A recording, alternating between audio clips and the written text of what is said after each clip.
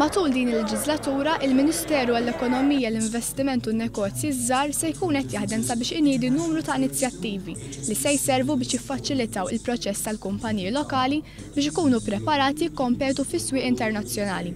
Dan ħabbru l-Ministru Chris Cardona meta l-tlieta filgħodu nieda l-inizjattiva bl-isem Malta Trade for Growth tal-HSBC. Il-Bank HSBC huwa l-ewwel bank f'Malta li nieda inizjattiva strateġika maħsuba biex tgħin kumpaniji lokali ikabru aktar negozju internazzjonali tagħhom.